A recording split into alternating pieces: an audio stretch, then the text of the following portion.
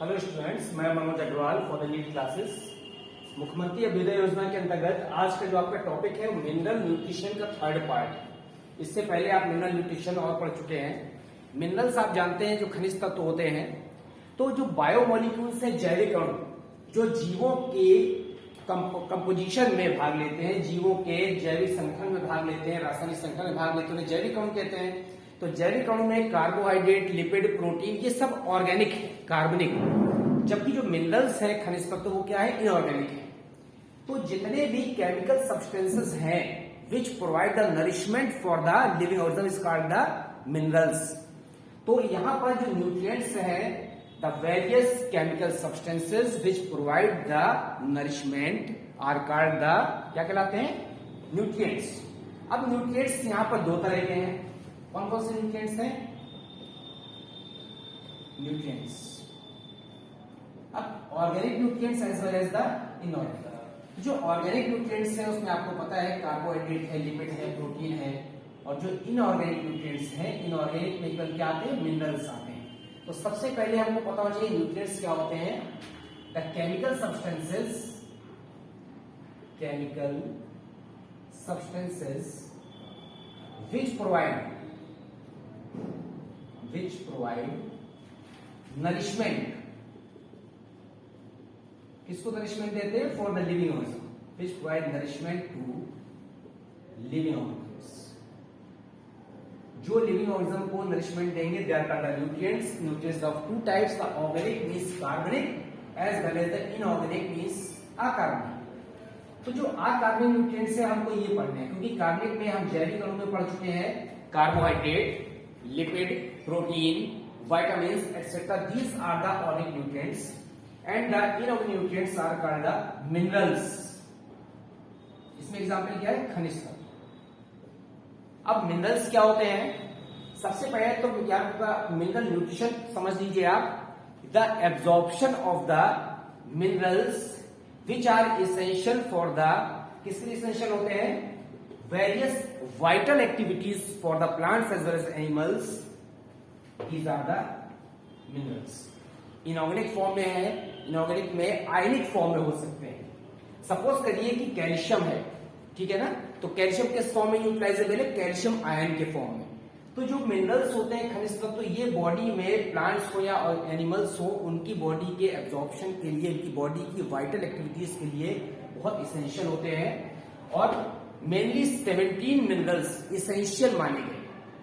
लगभग 60 खनिज तत्व पूरे लिविंग ऑर्गेनिज्म के लिए शरीर के कंपोजिशन में as well as various vital activities में काम आते हैं। But the most important minerals is of 17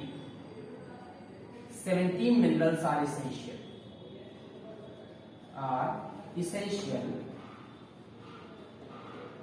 out of approximately 60।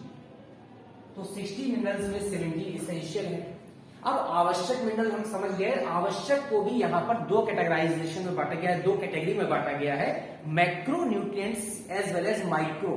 तो आपको पता है मैक्रो और माइक्रो में क्या डिफरेंस होता है। मैक्रो का मतलब है जिन मिनरल्स की लार्ज अमाउंट में हमको आवश्यकता होती है या प्लांट्स को आवश्यकता होती है, they are called the macro minerals as well as the macro nutrients. हमने यहां पर मिनरल्स लिख दिया।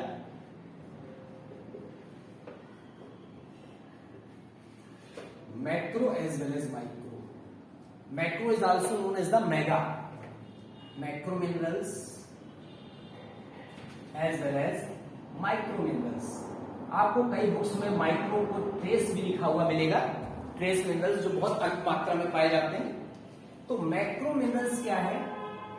The minerals which are essential in large amount for the various vital activities are called the macro minerals. तो जो essential minerals है वो 17 है। और 17 में हमको पता है कि मैक्रो का क्या मतलब है। तो जो 10 m मोल, अप्रोक्सीमेटली 10 m मोल पर KG is essential for various activities, various living activities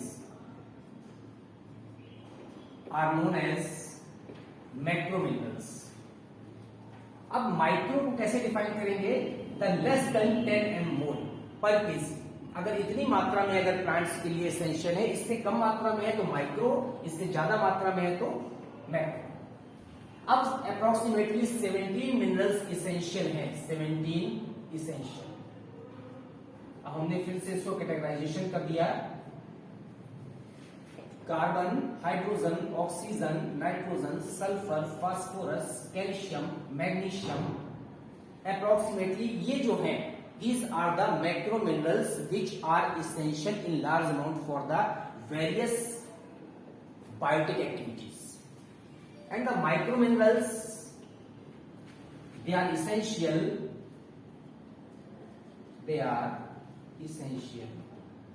in very less amount, approximately less than 10 M मोल पर केजी। ठीक है, अब इसमें माइक्रो में कौन कौन से आते हैं? आपको पता है जो कॉपर है हमारा, जिंक है, आयरन है, निकल है, कोबाल्ट है। तो copper, zinc, iron, nickel, cobalt, manganese etcetera etcetera, these are the micro minerals. तो जो माइक्रो मिनरल्स हैं ये ज्यादातर कैटलिस्ट की तरह काम करते हैं। आप देखते हैं यहाँ पर कि बायोलॉजी में जो काम एंजाइम का होता है वो केमिस्ट्री में किसका होता है? कैटलिस्ट, उत्प्रेरक का होता है। यहीं पर ये जो कैटलिस्ट है, तो ये जो मिनरल्स हैं, आयंस हैं, ये उत्प्रेरक का काम करते हैं बहुत सारी केमिकल रिएक्शंस में। अब बायोलॉजी में ये काम कौन करता है? एंजाइम करते हैं। इसके अतिरिक्त बहुत सारे विटामिन के फंक्शनिंग में ये जो मिनरल्स हैं ये आयनिक फॉर्म में पाए जाते हैं, और तभी हमारे यहाँ पर विटामिन क्या करते हैं? को फैक्टर की तरह काम करते हैं।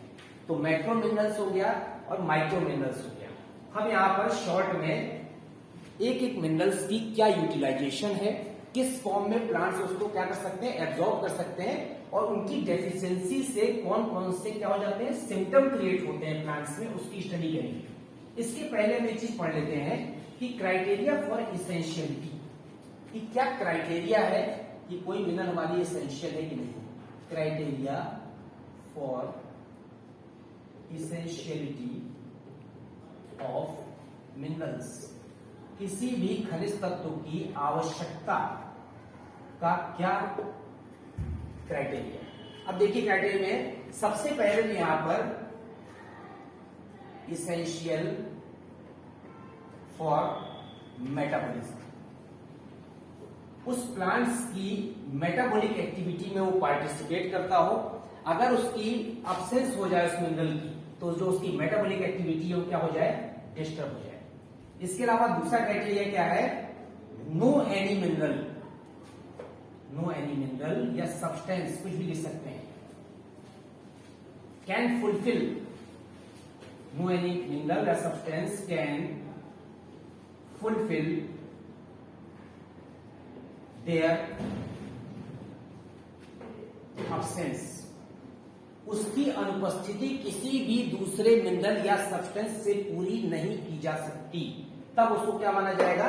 इसेंशियल मिनरल माना जाएगा। As well as third criteria क्या है?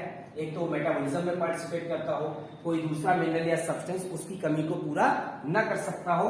As well as the third criteria क्या है?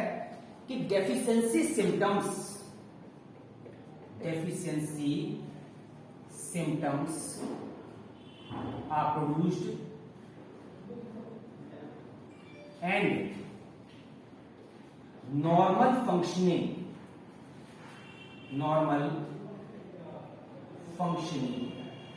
does not take place। सामान्य जो जैविक क्रिया है उस प्लांट की या उस एनिमल की, वो क्या कर जाए? अफेक्ट हो जाए। These are the criteria for the essentiality of minerals. अब आप सोचिए कि जो 17 आवश्यक मिनरल्स जो साइंटिस्ट ने यहां पर खोजे हैं, एक साइंटिस्ट ने अर्नन gave the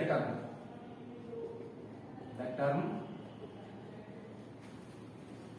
essentiality of minerals, essentiality of minerals। अर्नन ने डिस्कवर किया। कैसे डिस्कवर किया उन्होंने क्या किया कि यहां पर केवल क्या ले लिया, सॉइललेस कल्चर, जानते हैं आप किसको कहते हैं, हाइड्रोपोनिक्स एक वर्ड आता है, हाइड्रोपोनिक्स। हाइड्रोपोनिक्स को हिंदी में कहते हैं जल कृषि। जल कृषि का मतलब होता है the plants are grown into the only nutrient solution without addition of the soil. बिना मृदा के अगर पौधे को जल में उगाया जाए तो उसे क्या कहते हैं, हाइड्रोपोनिक्स कहते हैं। अब आप सोचोगे कैसे पॉसिबल है, तो जो सॉइल होती है वो केवल क्या देती है, दैट गिव्स द न्यूट्रिएंट्स। अगर वो सारे न्यूट्रिएंट्स हम वाटर में डिसॉल्व कर दें तो प्लांट को सॉइल की आवश्यकता नहीं पड़ेगी, बशर्ते जो हैवी ट्रीज होते हैं उनको प्लांट की रूट्स को सपोर्ट मिल जाता है सॉइल से। केवल एक ये बेनिफिट है, बाकी विदाउट सॉइल के भी हम प्लांट को क्या करा सकते हैं, ग्रो करा सकते हैं।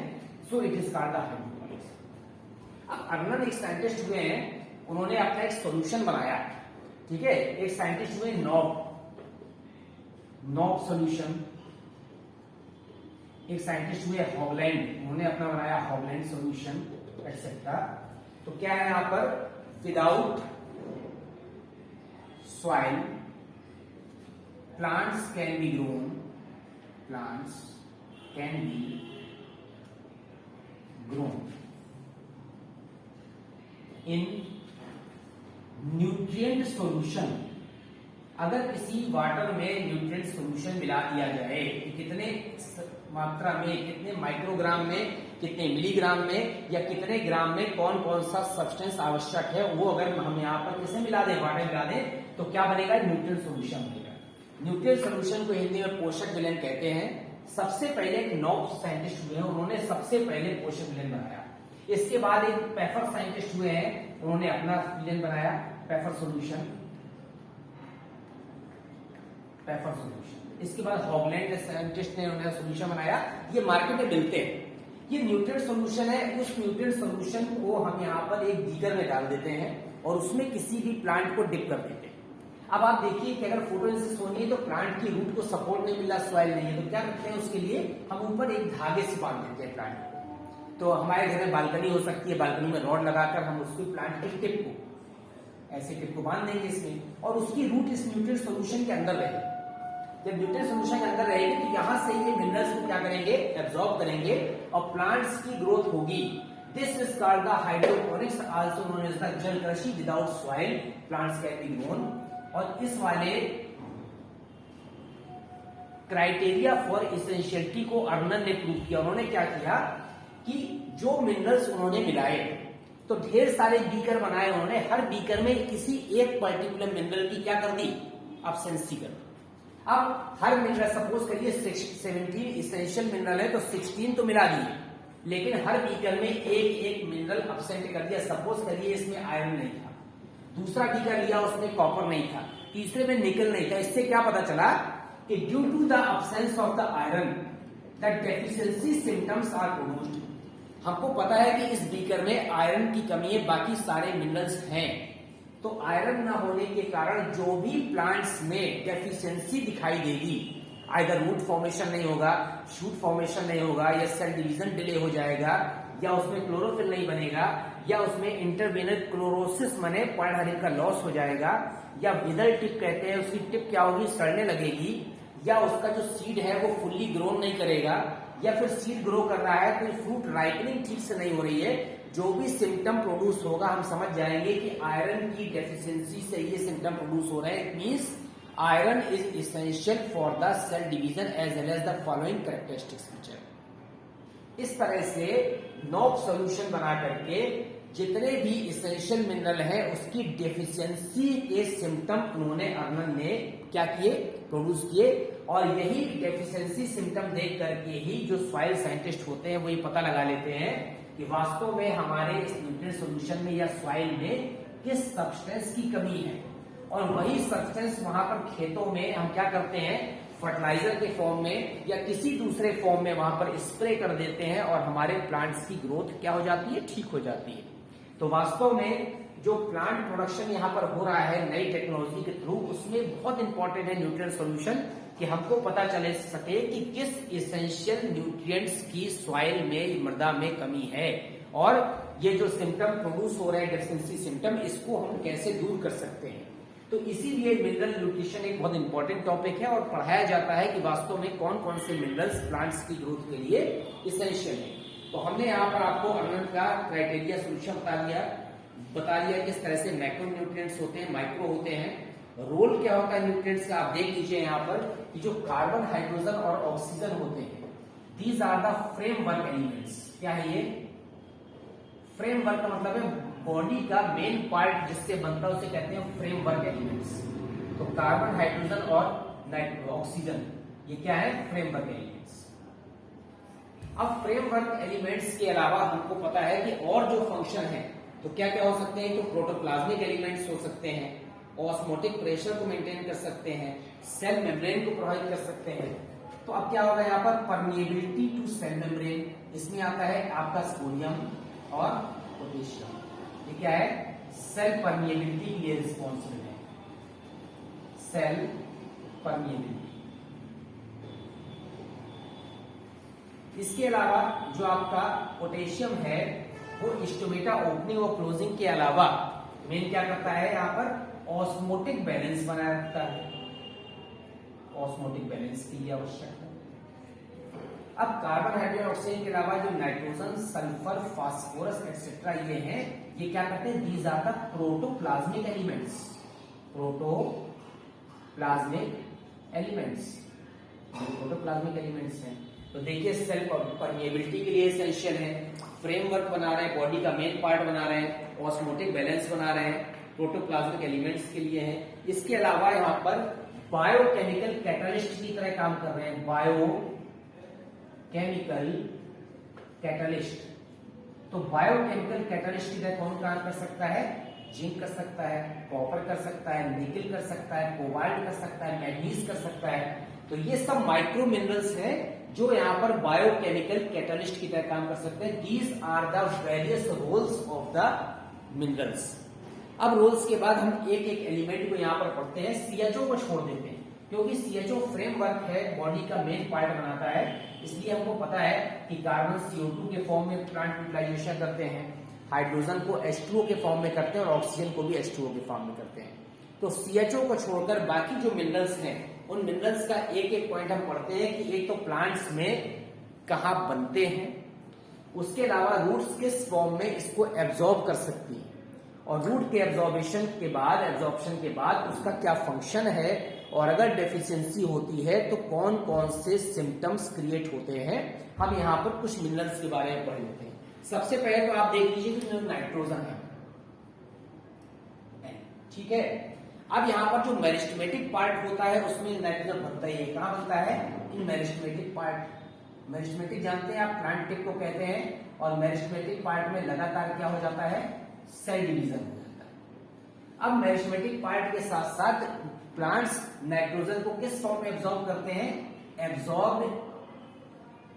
Absorb in the form of, एक तो ये नाइट्रेट के फॉर्म में एब्जॉर्ब हो सकते हैं, अमोनिया के फॉर्म में भी कुछ जगह यूज होते हैं, नाइट्राइट के फॉर्म में भी यूज होते हैं, nitrate NO2 minus NO3 minus nitrate हो गया, अमोनिया के फॉर्म में यूटिलाइजेशन हो सकता है।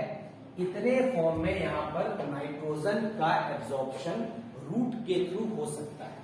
अब एब्जॉर्प्शन के बाद हम देखते हैं कि वास्तव में नाइट्रोजन किस लिए एसेंशियल है।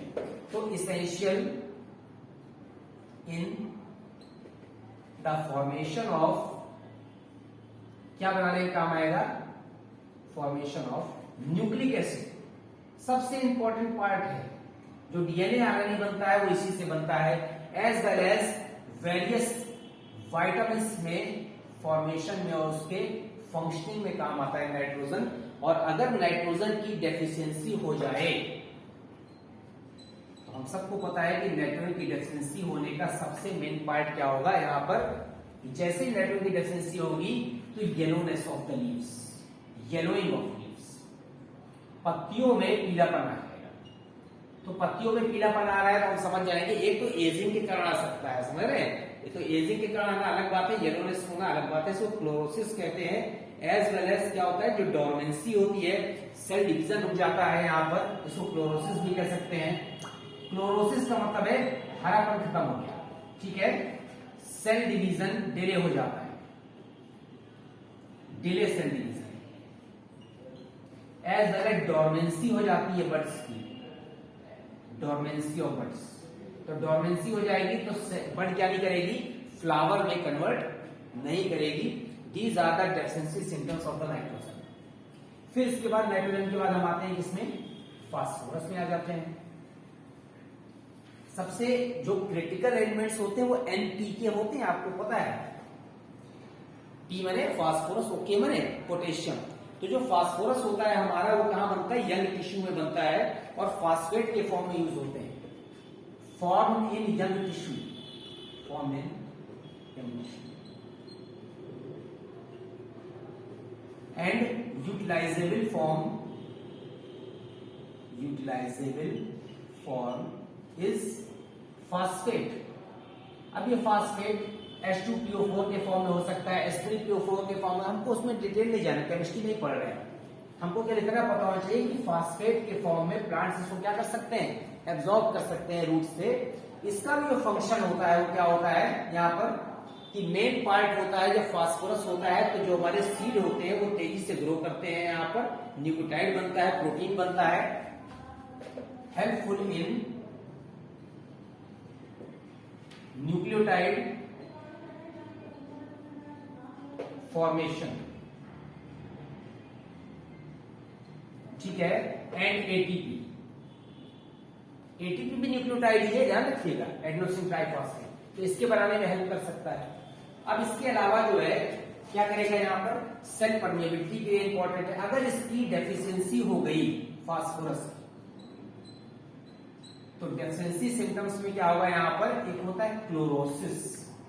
क्लोरोसिस आपको पता है जब पत्तियों में हरापन जो है, ग्रीननेस खत्म हो जाती है तो उसको क्या कहते हैं, क्लोरोसिस कहते हैं। तो सीड जर्मिनेशन डिले कर जाता है यहाँ पर, ठीक है। इसके बाद लीफ फॉल कर जाती है, डिले इन सीड जर्मिनेशन,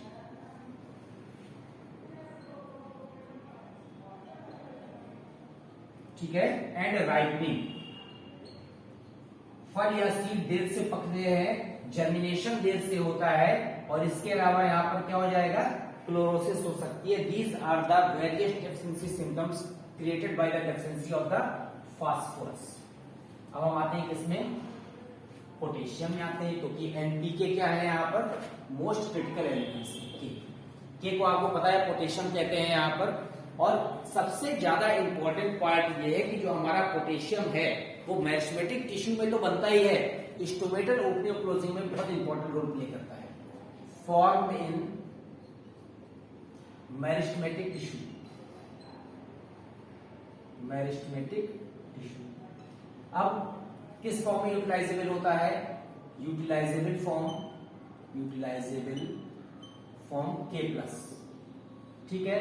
अब फंक्शन क्या है यहाँ पर, इंपॉर्टेंट फंक्शन है स्टोमेटल ओपनिंग एंड क्लोजिंग। अगर स्टोमेटा खुलेंगे और बंद नहीं होंगे तो गैसेस एक्सचेंज नहीं होगा, फोटोसिंथेसिस ही नहीं होगी। तो स्टोमेटल ओपनिंग और क्लोजिंग में सबसे इंपॉर्टेंट रोल प्ले करता है कौन, पोटेशियम। और अगर पोटेशियम की कमी हो जाएगी तो हमारा स्टोमेटा ओपनिंग क्लोजिंग के फंक्शन रुक जाएगा। इसके अलावा क्या हो जाएगा, यहाँ पर जो लीफ टिप है वो डिस्टर्ब हो जाएगी और इंटरनोड की ग्रोथ नहीं होगी। डिस्टॉर्टेड लीफ टिप, जो पत्ती का जो टिप है वो कैसा हो जाएगा, फटने लगेगा, ठीक है ना। और इसके अलावा यहां पर इंटरनोड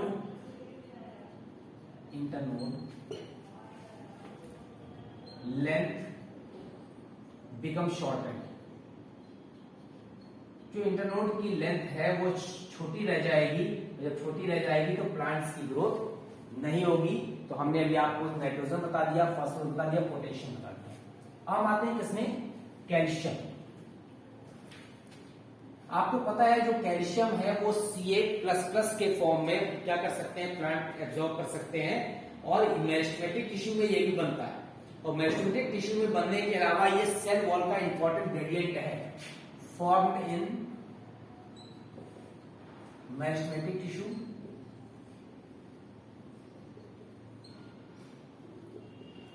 ठीक है।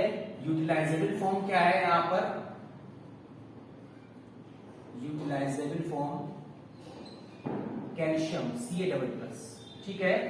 अब सबसे मेन पार्ट होता है यहां पर सेल वॉल। तो सेल वॉल में एक पार्ट होता है middle lamella which differentiate the two cells, helpful in formation of cell wall. Cell wall में मिडिल लैमेला होता है, उसमें कैल्शियम पैक्टेट होता है, ठीक है ना, इन the form of calcium pectate लिख दे रहा हूं मैं, इन the form of calcium pectate. अब इसके अलावा और सेल वॉल के अलावा भी कैल्शियम का क्या फंक्शन है कि जो सीड है उसकी सीड की ग्रोथ अच्छी होती है, नहीं तो क्लोरोसिस हो जाती है, और यहां पर विदर टिप डिसीज हो जाती है due to deficiency, due to its deficiency. Wither tip disease takes place.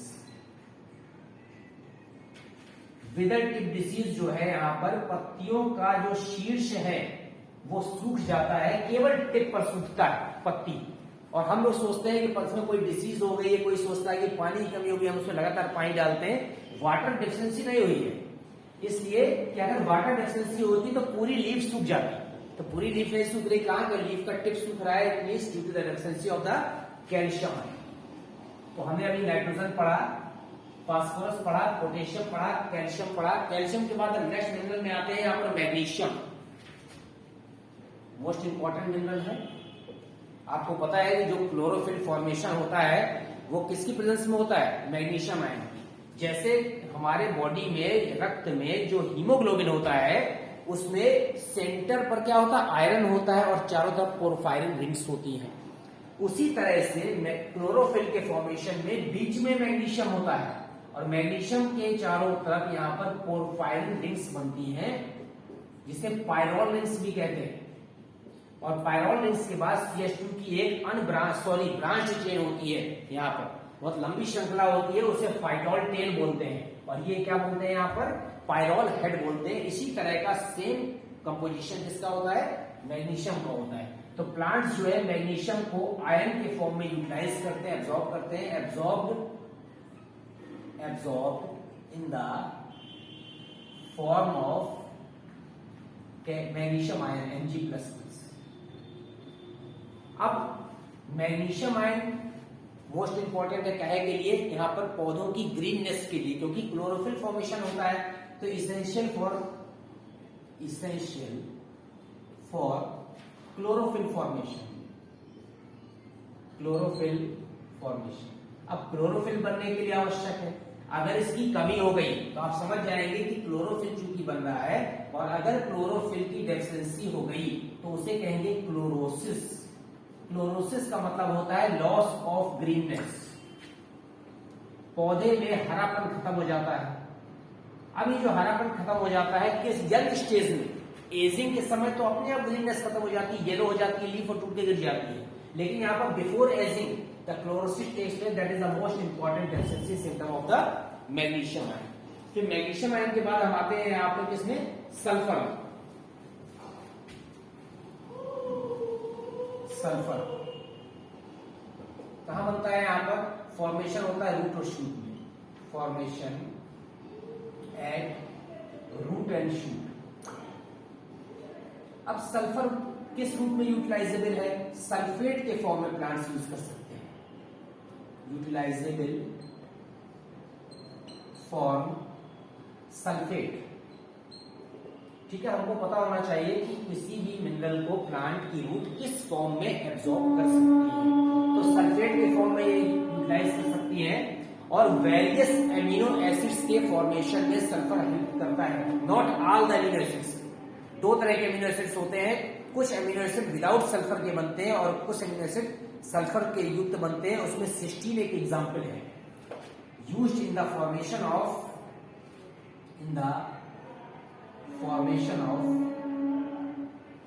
Amino acids. अब आप समझ लीजिए एमिनो एसिड जो है प्रोटीन की क्या है, यूनिट है, तो अगर एमिनो एसिड के फॉर्मेशन में हेल्प करेगा, इट मींस इनडायरेक्टली किसके फॉर्मेशन में, प्रोटीन के फॉर्मेशन में हेल्प करेगा। तो एमिनो एसिड बना रहा है या प्रोटीन बना रहा है, और इसकी जो सल्फर की डेफिशिएंसी हो जाती है, उस सल्फर की डेफिशिएंसी से यहाँ पर क्लोरोसिस हो जाता है यंगर लीफ में, and due to the deficiency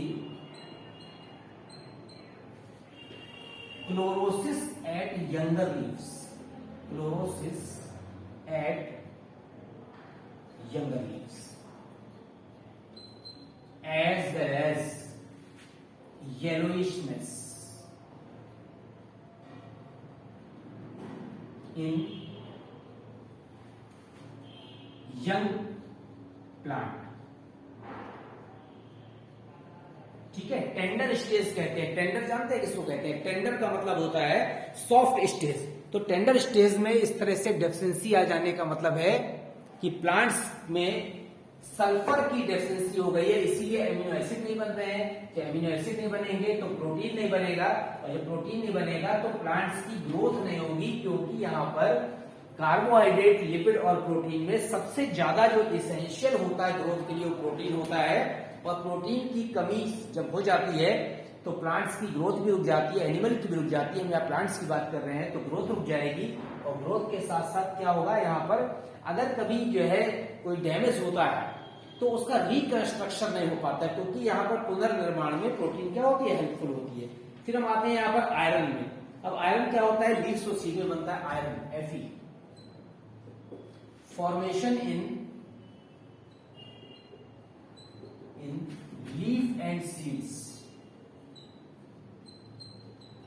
अब आप देखिए लीफ और सीड में आयरन बन रहा है, और आयरन यहां पर किस फॉर्म में यूटिलाइजेबल है, यूटिलाइजेबल फॉर्म, या फिर एब्जॉर्ब इन द फॉर्म, दोनों लिख सकते हैं। इज किस फॉर्म में, यहां पर फेरस या फेरिक स्टेट। इसमें दो स्टेट होती है, एक होती है फेरस, एक होती है फेरिक। आप जानते हैं बेटर, मुझसे ज्यादा जानते हैं आप केमिस्ट्री, कि फेरस और फेरिक स्टेट में क्या अंतर होता है। जब यहाँ पर +2 का आवेश है और यहाँ पर फेरिक +3 का है, तो जब कम वाला आवेश होता है +2 वाला, तो उसे फेरस स्टेट कहते हैं, और जब ज्यादा होता है तो उसे फेरिक कहते हैं। ठीक है ना, तो ये Fe++ है तो ये फेरस स्टेट हो गया, और Fe++ क्या हो गया, फेरिक स्टेट हो गया। तो दोनों ही फॉर्म में प्लांट्स इसको क्या कर सकते हैं, एब्जॉर्ब कर सकते हैं। अब एब्जॉर्ब करने के बाद साइटोक्रोम एक एंजाइम होता है और कैटालेज एंजाइम होता है, essential for the activity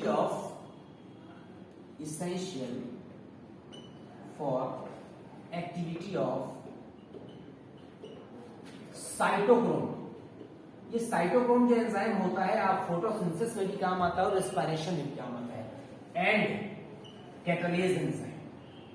तो साइटोक्रोम और कैटालेज दोनों की एक्टिविटी के लिए आयरन क्या होता है, एसेंशियल होता है। तो आप समझ लीजिए कि साइटोक्रोम फोटोसिंथेसिस में भी यूजफुल है और रेस्पिरेशन में भी। इसका मतलब है जो डेफिशिएंसी होगी तो फोटोसिंथेटिक रिएक्शन भी पूरी तरह से नहीं हो पाएंगे, और रेस्पिरेटरी एक्टिविटी भी क्या हो जाएगी, अफेक्टेड हो जाएगी।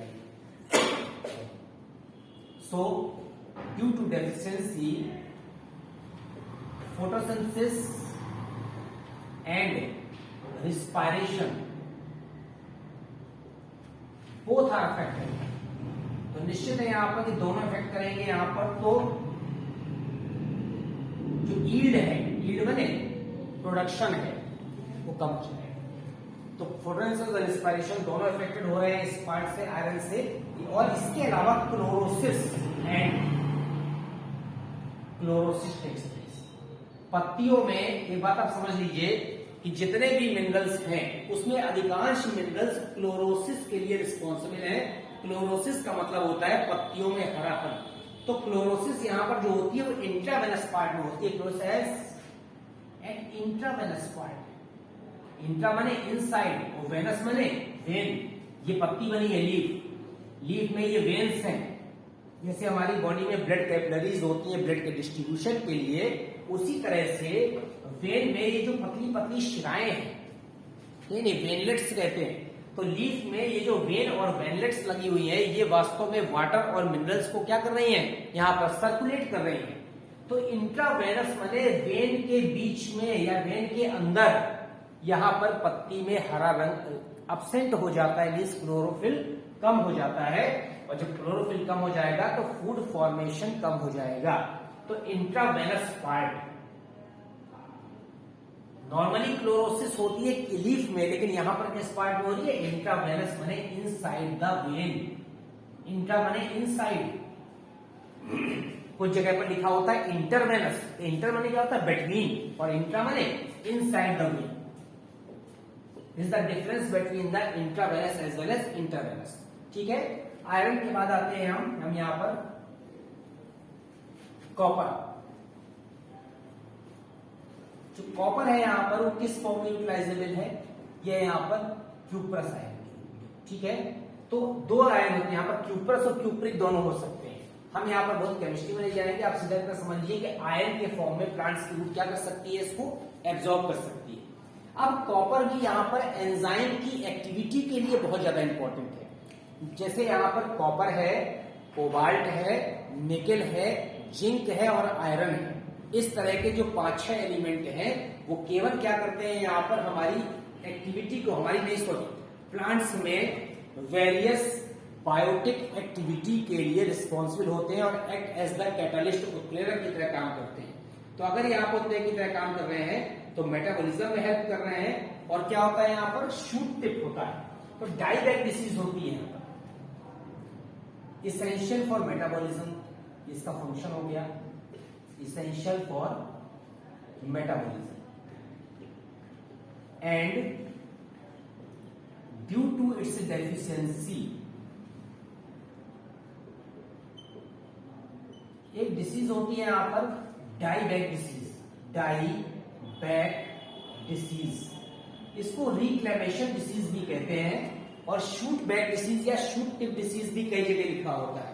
तो ये जो वास्तव में शूट डाइबैक है, ये क्या होता है कि प्लांट जो है, डाइबैक का मतलब है रिवर्स ऑर्डर में क्या होती है? डेथ होती है। मतलब सबसे पहले टिप पार्ट सूखता है और उसके बाद कहां तक आता है? नंबर रूट तक आता है।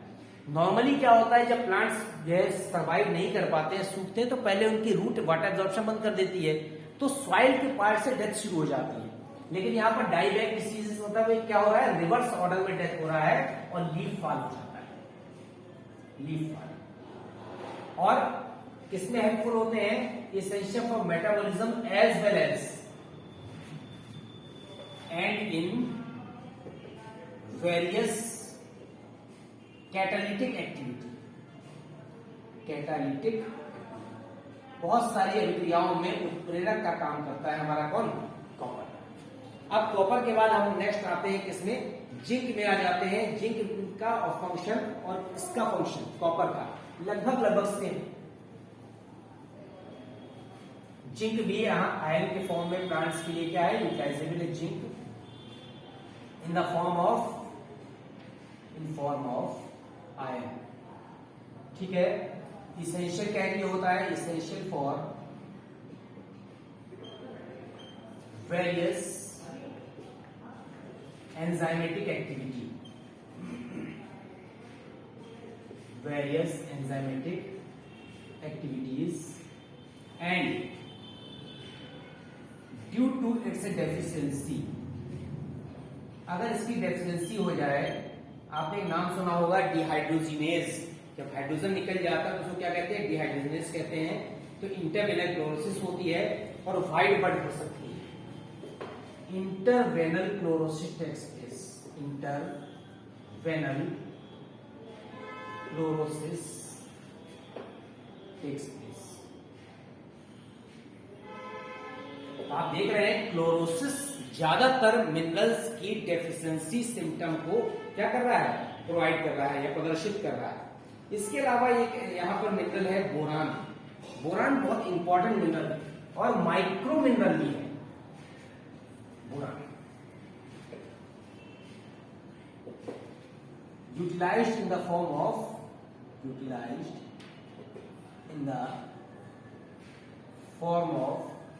Borate ions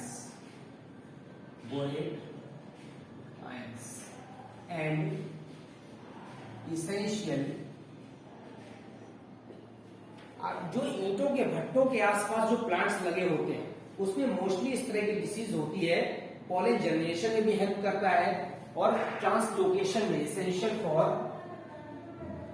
carbohydrate translocation, carbohydrate translocation. Carbohydrate जो फोटोसिंथेसिस के थ्रू फूड बन रहा है कहाँ, लीव्स में, उस लीव्स के फूड को फ्लोएम द्वारा वेरियस पार्ट तक पहुंचाया जा रहा है, काहे के लिए, स्टोर करने के लिए, इसे कहते हैं ट्रांसलोकेशन।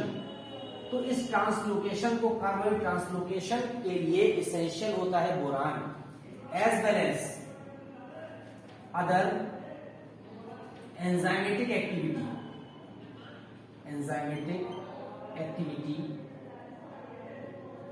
एंड पॉलन जर्मिनेशन, परागकण के अंकुरण के लिए भी बोरान क्या होता है, इसेंशियल होता है।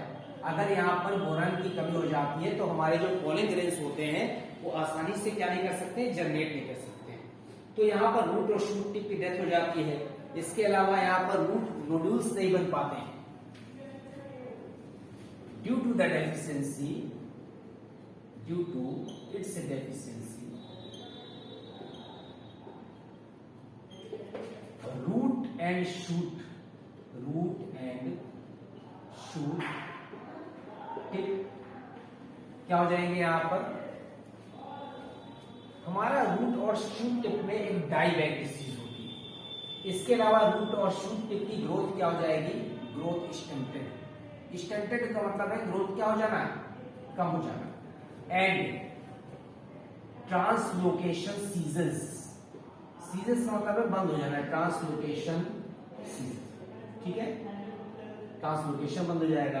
पॉलन ग्रेन्स का जर्मिनेशन नहीं होगा, जो हमारी एंजाइमेटिक एक्टिविटीज हैं वो नहीं हो पाएंगी। इसके अलावा यहाँ पर एक एप्पल में एक डिसीज होती है, उसे कहते हैं rot of apple and rot of apples या रॉटनिंग ऑफ एप्पल्स। आपने देखा होगा अक्सर आप बाजार से सेब लाते हैं तो सेब ऊपर से ठीक दिखता है, लेकिन जब अंदर काटते हैं तो उसमें छोटे छोटे से लाल स्पॉट कहीं कहीं पर मिलते हैं, पूरा लाल नहीं, वो तो काटने के बाद जब आप रख देते हैं तो आयरन का जो रिएक्शन होता है एनवायरमेंट से वो अपने किसी स्टेज में आ जाता है, आयनिक फॉर्म में, उस कारण से सेब लाल हो जाता है कटा हुआ। लेकिन मैं कटिंग की बात नहीं कर रहा हूं, जो होल एप्पल है जब उसको काटते हैं तो अंदर से कुछ जगह पर रेड रेड स्पॉट मिलते हैं, उसे कहते हैं रॉटनिंग। तो रेड स्पॉट के अलावा उसने पार्ट में अंदर अंदर वो सड़ने लगता है, तो हम सोचते हैं कि इसमें कोई इन्फेक्शन हो गया माइक्रोऑर्गेनिज्म का, नहीं, किसी सूक्ष्म जीव ने उसको खराब नहीं किया है, उसमें बोरन नामक एलिमेंट की कमी हो गई है। उस एलिमेंट की कमी से यहाँ पर रॉटनिंग ऑफ एप्पल नामक डिसीज होती है। विश्व में सर्वाधिक मात्रा में सेब इसी मिनरल की डेफिशिएंसी से क्या होता है, खराब हो जाता है। तो जो एप्पल होते हैं उसकी क्वालिटी और इसी पर डिपेंड करती है कि वास्तव में उसके अंदर किसी भी मिनरल की डेफिशिएंसी ना होने पाए। खास तौर से अगर बोरन की डेफिशिएंसी हो जाएगी तो हमारे जो एप्पल की क्वालिटी है वो अपने क्या हो जाएगी, डाउन हो जाएगी। इसके अलावा मॉलिब्डेनम है, मॉलिब्डेट आयन के रूप में यूजफुल होता है। Molybdenum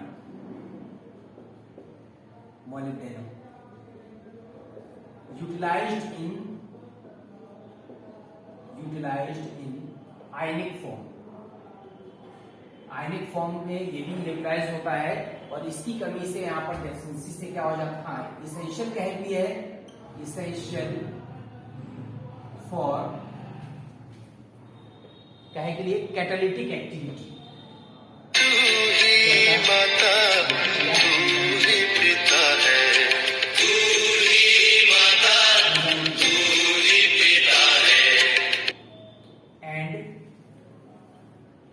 due to it's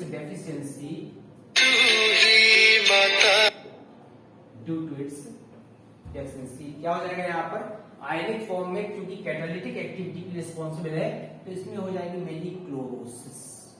chlorosis माने होता है loss of chlorophyll.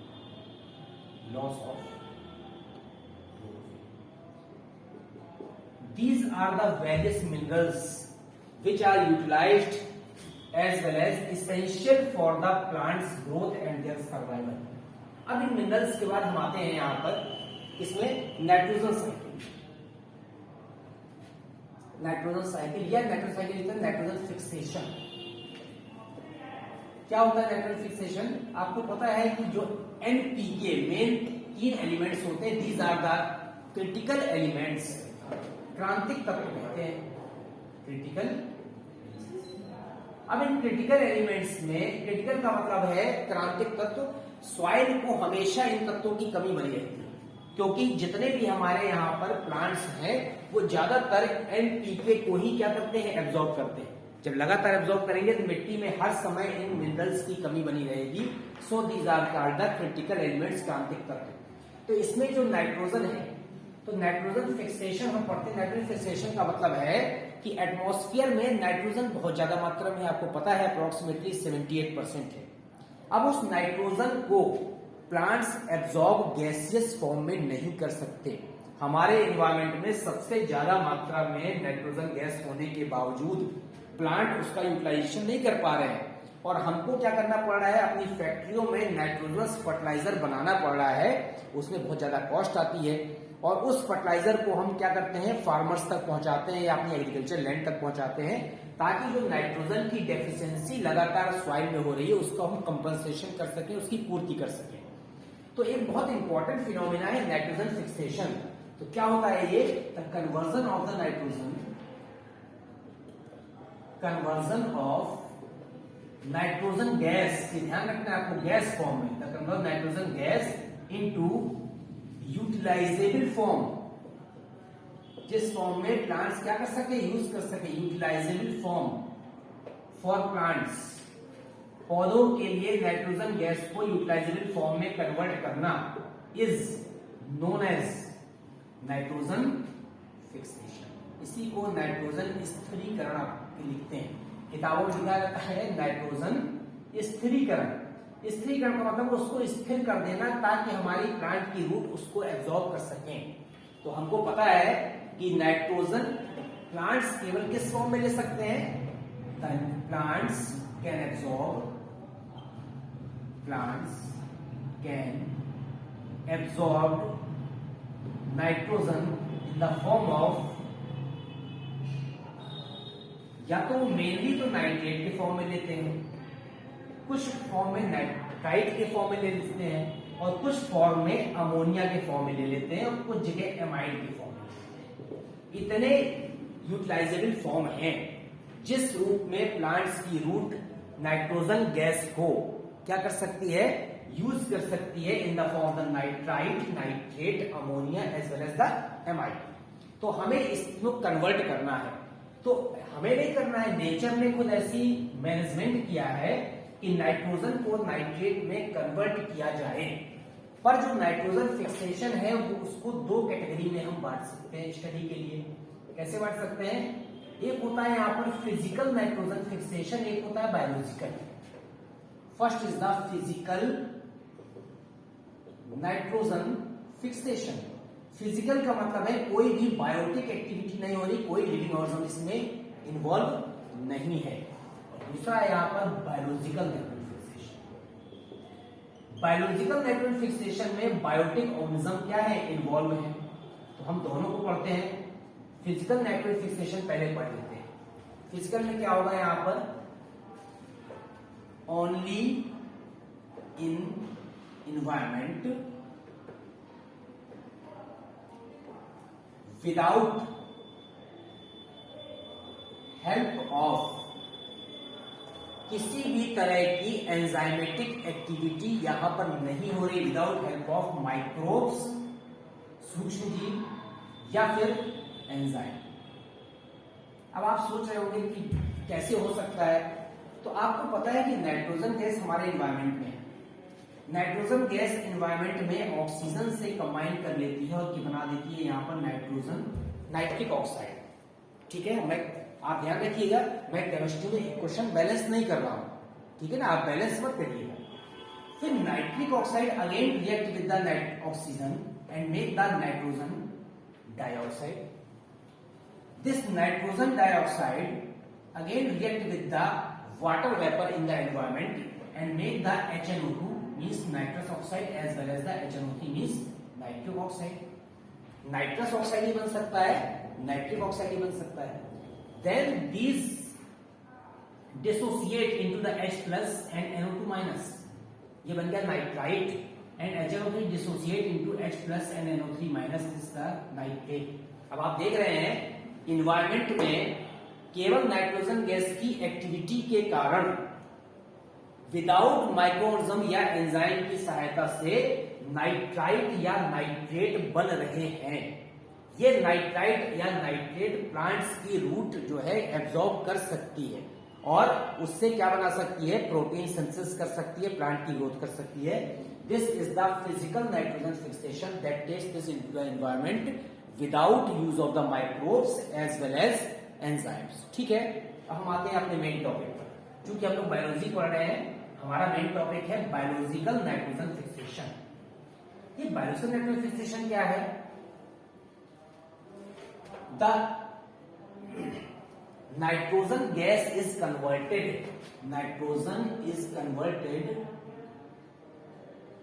into absorbable form,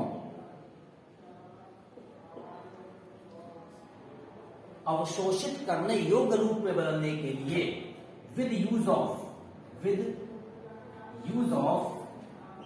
living organism. अगर सूक्ष्म जीवों की जरूरत, सूक्ष्म जीव लिविंग ऑर्गेनिज्म हो सकते हैं, प्लांट्स हो सकते हैं, यहाँ पर सियानोबैक्टीरिया मींस ब्लू एल्गी हो सकते हैं, यहाँ पर टेरिडोफाइटा हो सकता है, ब्रायोफाइटा हो सकता है, एल्गी हो सकता है, with use of living organism is known as the biological nitrogen fixation. अब जो बायोलॉजिकल नाइट्रोजन फिक्सेशन है, इसके फिर दो पार्ट हैं। कौन कौन से दो पार्ट है? कि जो बायोलॉजिकल नाइट्रोजन फिक्सेशन होता है जैविक रूप से, वो होता है यहाँ पर, मैं यहां सेंटर में लिख देता हूं इसको, बायोलॉजिकल नाइट्रोजन फिक्सेशन। अब लिविंग ऑर्गेनिज्म द्वारा वायुमंडल की नाइट्रोजन को नाइट्रेट के या यूटिलाइजेबल फॉर्म में कन्वर्ट करने के लिए दो तरह के ऑर्गेनिज्म यूज हो सकते हैं। कौन कौन से यूज हो सकते हैं? यहाँ पर एक तो हो सकता है कि हमारे सूक्ष्म जीव यहाँ पर कैसे हो, सिम्बायोटिक हो, और दूसरा हो सकता है कि यहाँ पर सिम्बायोटिक ना हो और क्या हो, नॉन सिम्बायोटिक हो। तो यहाँ पर फ्री लिविंग हो सकते हैं या फिर सिम्बायोटिक हो सकते हैं। तो this is the free living microbes,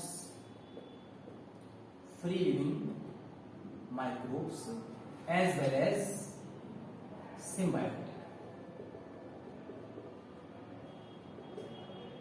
symbiotic का मतलब है कि ये क्लोज एसोसिएशन है between the plants as well as the microbes and both are benefited to each other. दोनों को एक दूसरे से लाभ हो रहा है, ठीक है, तब तो ये सिम्बायोटिक है। और फ्री लिविंग का मतलब है एनवायरमेंट में अपने फ्रीली रह रहे हैं, मतलब वो किसी पर डिपेंड नहीं है, और तब भी वो क्या कर रहे हैं, नाइट्रोजन फिक्सेशन में मेन रोल प्ले कर रहे हैं। तो जो फ्री लिविंग है उसमें यहाँ पर एजाटोबैक्टर हो सकता है, इसके अलावा सियानोबैक्टीरिया हो सकता है। सॉरी। तो फ्री लिविंग माइक्रोब्स को फिर दो कैटेगरी में बांटा गया है। एक तो हो सकते हैं बैक्टीरिया, ध्यान रखिएगा दोनों प्रोकैरियोट हैं लेकिन डिफरेंस है। और एक है यहाँ पर बीजीए जानते हैं किसको कहते हैं? इसको कहते हैं ब्लू ग्रीन एल्गी को। और ब्लू ग्रीन एल्गी का एक और नाम है, इसको क्या कहते हैं? इसको सियानोबैक्टीरिया कहते हैं, लेकिन it is not a bacteria. नाम रखा गया कल सियानोबैक्टीरिया, पहले नाम पुराना नाम साइनोबैक्टीरिया ही है, लेकिन मॉडर्न नेम क्या है? ब्लू ग्रीन एल्गी है, प्रोकैरियोटिक है। डिफरेंस है बैक्टीरिया से, क्या डिफरेंस है कि इसमें बैक्टीरिया की तरह यहाँ पर क्या नहीं होता, एक ग्राम वैज्ञानिक हुए हैं, उन्होंने ग्राम स्टेनिंग किया है, वो ग्राम स्टेनिंग बैक्टीरिया में होता है बट नॉट इनटू द सियानोबैक्टीरिया। फिर कभी लेंगे वो टॉपिक। अब फ्री लिविंग माइक्रोब्स में बैक्टीरिया भी हो सकता है, जैसे एग्जांपल एक एजाटोबैक्टर। ये जो एजाटोबैक्टर बैक्टीरिया है ये फ्री लिविंग है, जो एनवायरमेंट में नाइट्रोजन को नाइट्रेट में लगातार क्या कर रहा है, कन्वर्ट कर रहा है। इसके अलावा एक क्लोस्ट्रीडियम बैक्टीरिया है। क्लोस्ट्रीडियम क्या है? यहाँ पर एनारोबिक है, अनॉक्सी है, जबकि एजाटोबैक्टर क्या है? यहाँ पर एरोबिक बैक्टीरिया है। एरोबिक माने जो ऑक्सीजन की प्रेजेंस में क्या करे, रिस्पायरेशन करे। इसके अलावा एक क्लेप्सिएला है, नाम सुना होगा आपने, जीनी अभियांत्रिकी में बहुत कॉमनली यूज होता है, ये भी एरोबिक है। These are the various bacteria which helps into the conversion of the nitrogen into the utilized form is nitrate. अब हम आते हैं ब्लू ग्रीन एल्गी, नीले हरे शैवाल। यहाँ पर एग्जाम्पल है नॉस्टॉक, एनामिना। तो नॉस्टॉक हो गया, एनामिना हो गया, ये दोनों साइनोबैक्टीरिया हैं जो यहाँ पर ब्लू ग्रीन एल्गी के फॉर्म में वायुमंडल की नाइट्रोजन को नाइट्रेट में क्या कर रहे हैं, लगातार कन्वर्ट कर रहे हैं। इसके अलावा लिंबिया है, आलूसिरा है, ऑस्लेटोरिया है, Lyngbya, Aulosira, Oscillatoria, these are the various blue green algae. अब यहां पर देखिए सिम्बायोटिक में आते हैं। सिम्बायोटिक का मतलब मैंने आपको बताया है कि ऐसे सूक्ष्म जीव जो प्लांट्स के साथ अटैच होकर के और सिम्बायोटिक जीवन व्यतीत करते हैं, मतलब पूरी तरह से निर्भर हैं। बोथ आर बेनिफिटेड, दोनों एक दूसरे से लाभ ले रहे हैं। Both partners benefited. सिम्बायोटिक उसी को कहते हैं जिसमें दोनों पार्टनर को लाभ होता है। पैरासिटिक में केवल एक को लाभ होता है।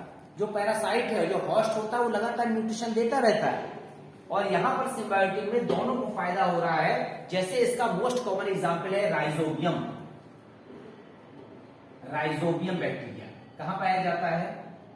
हम सब बचपन से पढ़ते चले आ रहे हैं। Rhizobium bacteria present in root nodules of, जड़ ग्रंथियों में पाया जाता है किसकी? Of leguminous plants. Leguminous plants किसे कहते हैं? लेगुमिनेसी एक फैमिली होती है, ठीक है ना। लेकिन मॉडर्न फॉर्म में लेगुमिनेसी के 3 पार्ट कर दिए गए हैं। तो लेगुमिनेसी के एक होता है पेपिलियोनेसी, एक होता है सीजल पिनोइडी, एक होता है मिमोसॉइडी। तो हम फिलहाल ओल्ड पैटर्न पर ही चलते हैं, लेगुमिनेसी को फैमिली मानते हैं। तो rhizobium bacteria present the root nodules of the leguminous plants. इन पौधों की, जैसे लेगुमिनस में आता है आपका चना, मटर, सेम इत्यादि, इन पौधों की जड़ ग्रंथियों में पाया जाने वाला जो राइजोबियम बैक्टीरिया है वो इन पौधों की जड़ ग्रंथियों में पाया जाता है। As well as they contain nif gene, nitrogen fixing factor, ठीक है ना। ये नाइट्रोजन फिक्सिंग जीन, तो नाइट्रोजन फिक्सिंग जो जीन पाया जाता है किसमें? लेगुमिनस फैमिली में, राइजोबियम जीवाणु में। तो ये प्लांट्स की रूट है, चना, मटर, सेम इत्यादि, इसमें छोटे छोटे रूट नोडुल्स होते हैं। ये जो रूट नोडुल्स है, जड़ ग्रंथियां, इसके अंदर राइजोबियम बैक्टीरिया होता है और उसमें निफ चीज होता है, नाइट्रोजन फिक्सिंग, जिसके कारण से वायुमंडल की नाइट्रोजन को नाइट्रेट में कन्वर्ट करता है। So they are called the symbiotic bacteria. और बहुत सारे ऐसे ब्लू ग्रीन एल्गी हैं जो सिम्बायोटिक भी हैं, ठीक है। और कैसे हैं? यहाँ पर फ्री लिविंग भी है, जैसे नॉस्टॉक है, एनाबिना ये फंक्शन करता है। एनाबिना के अलावा एक यहाँ पर टेरिडोफाइटा है, ये बीजीएम है ब्लू ग्रीन एल्गी। एक टेरिडोफाइटा है azolla. Azolla is a pteridophyta that also plays the important role in the nitrogen fixation. तो ये बायोलॉजिकल नाइट्रोजन फिक्सेशन है। इसको मैं चार्ट के फॉर्म में आपको बना देता हूं ताकि आप आसानी से समझ जाएंगे कि ये वायुमंडल की नाइट्रोजन है। नाइट्रोजन क्या है यहाँ पर? In air. इस नाइट्रोजन को हमको किस में कन्वर्ट करना है? नाइट्रेट। अब 2 रूप में हो सकती है। एक तो हो सकती है फिजिकल। फिजिकल आपको पता है एनवायरमेंटल रिएक्शन होती है फिजिकल नाइट्रोजन फिक्सेशन। दूसरा फॉर्म यहाँ पर किससे हो रहा है? बायोलॉजिकल। बायोलॉजिकल में सूक्ष्म जीव हेल्प कर रहे हैं। बायोलॉजिकल नाइट्रोजन फिक्सेशन, दोनों ही फॉर्म में नाइट्रेट बन गया।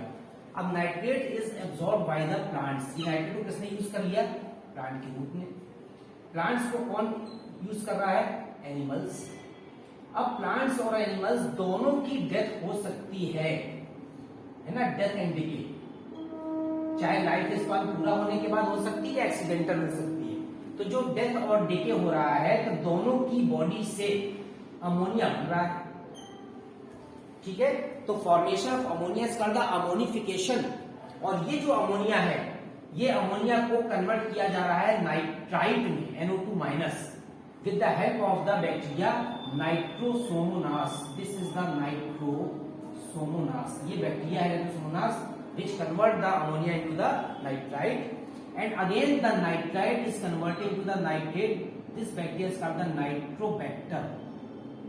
आप देख रहे हैं फिर से क्या बन गया? Nitrate. And some bacteria which dissociate the nitrate into the nitrogen is called the, यहाँ पे ये है symbiotic nitrogen fixation, और ये क्या है यहाँ पर डीनाइट्रिफिकेशन।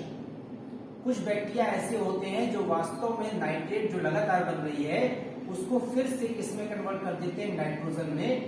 इस तरह के बैक्टीरिया हमारी सॉइल की फर्टिलिटी को क्या कर देते हैं, कम कर देते हैं, but plays the important role for maintaining the atmospheric balance in the gases. तो नाइट्रोजन की जो बैलेंस है या मात्रा है वायुमंडल में पूरी बनी रहे, इसके कारण से ये लगातार नाइट्रोजन साइकिल चलती रहती है, और इस नाइट्रोजन साइकिल के थ्रू लगातार सॉइल में नाइट्रोजन की डेफिशिएंसी क्या होती रहती है, पूरी होती रहती है। तो अगर हम यहाँ पर लगातार नाइट्रोजन की डेफिशिएंसी जो पूरी ना हो पाए तो हम यहाँ पर क्या कर सकते हैं, ऐसे निफ जीन जेनेटिक इंजीनियरिंग द्वारा प्लांट्स में प्रविष्ट करा दें उनकी सीड में, तो जितने भी प्लांट हैं ऑटोमेटिकली वो वायुमंडल की नाइट्रोजन को क्या करते रहेंगे, नाइट्रेट में कन्वर्ट करते रहेंगे। That is the base of the biotechnology. तो बायोलॉजी में जो बायोटेक्नोलॉजी वो यही है कि हम पर्टिकुलर जीन को पहचान करके उसके सीड में प्रविष्ट करा दें, तो क्या हो जाएगा, हमारे यहाँ पर फर्टिलाइजेशन जो हो रहा है वो बढ़ जाएगा, फर्टिलिटी बढ़ जाएगी, प्रोडक्शन बढ़ जाएगा, और जितना भी हमारे यहाँ पर प्रोटीन की, विटामिन की डेफिशिएंसी है वो प्लांट्स द्वारा क्या हो जाएगी, पूरी हो जाएगी। तो ये मिनरल न्यूट्रिशन हमने पढ़ लिया।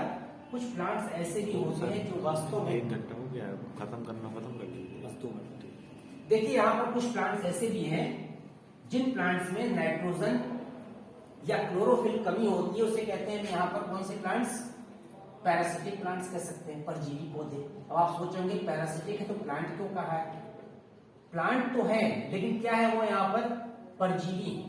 परजीवी का मतलब है the plants which depends for the nutrition on the others. इनमें फोटोसिंथेसिस नहीं हो रही, नो क्लोरोफिल, तो क्लोरोफिल नहीं है। जब क्लोरोफिल नहीं है तो ये क्या करेंगे, दूसरे प्लांट्स पर जीवन के लिए अपने निर्भर रहेंगे। तो इसमें क्या हो सकता है कि ये स्टेम पैरासाइट हो सकते हैं, स्टेम पैरासाइट तने से पोषण लेते हैं दूसरे पौधे के, या रूट पैरासाइट हो सकते हैं। जो रूट पैरासाइट है, आपको पता है हमारा जो चंदन है वो क्या है, रूट पैरासाइट है, और जो स्टेम पैरासाइट है वो क्या है, कस्कुटा। अमर बेल आपने नाम सुना होगा, ये क्या है यहाँ पर स्टेम पैरासाइट है, और रूट पैरासाइट में हमारा क्या है, सेंथलम एल्बम चंदन, ये भी इसी में आता है, ठीक है, सेंथलम एल्बम। इसके अलावा कुछ प्लांट्स होते हैं वो इंसेक्टिवोरस प्लांट्स कहते हैं, कीटभक्षी पौधे, आपने नाम सुना होगा। बहुत से बच्चों को जानकारी नहीं है, वो सोचते हैं कि पता नहीं कैसे ये इंसेक्टिवोरस प्लांट्स क्या होते हैं। ऐसे पौधे जो नाइट्रोजन की कमी को पूरा करने के लिए इंसेक्ट्स को क्या कर लेते हैं, अपनी बॉडी के अंदर इंगल्फ कर लेते हैं, there are insectivorous plants due to the deficiency of nitrogen, ठीक है। द प्लांट्स ग्रोन इन, कहां उगते हैं ये प्लांट्स, ग्रोन इन, जितने भी दलदल है स्वाम्प एरियाज, स्वाम्प एरिया में हमेशा क्या हो जाता है, कमी होती है, स्वाम्प एरियाज, ठीक है। द प्लांट्स एब्जॉर्ब या फैगोसिटाइज कह सकते हैं, क्या कर लेते हैं, भक्षण कर लेते हैं, फैगोसिटाइज द इंसेक्ट्स। किसकी कमी पूरी कर रहे हैं ये, नाइट्रोजन की कमी पूरा कर रहे हैं। एग्जाम्पल आपको पता है, यहाँ पर सबसे कॉमन एग्जाम्पल है निपेंथिस। जो निपेंथिस होता है उसको घटपर्णी कहते हैं। घटपर्णी में क्या होता है, इस तरह का पौधा आपको दिखाई देता है, इसकी लीफ होती है, और लीफ का आगे का पार्ट ऐसा एक घड़ेनुमा रचना बनाता है, और ये जो घड़ेनुमा रचना है इसके ऊपर लिड ढक्कन लगा होता है। तो क्या है, ये पत्ती का रूपांतरण, जिसमें कोई इंसेक्ट आके बैठता है, ढक्कन क्या होता है, बंद हो जाता है, और डाइजेस्टिव एंजाइम्स को क्या कर लेते हैं, डाइजेस्ट कर लेते हैं। तो निपेंथिस है, ड्रोसेरा है, ठीक है, और डायोनिया है, इसको वीनस फ्लाईकैट भी कहते हैं। दीज आर द वेरियस, और एक और है यूट्रिकुलेरिया लिख सकते हैं। दीज आर द वेरियस क्या है, इसके प्लांट्स हैं, और ये क्या है, यहाँ पर सेमी ऑटोट्रॉफ कह सकते हैं, पूरी तरह से अपना भोजन नहीं बनाते, इसको क्लोरोफिल की कमी होगी, ठीक। Okay students, thank you. इसके बाद नेक्स्ट टॉपिक में फिर मिलेंगे।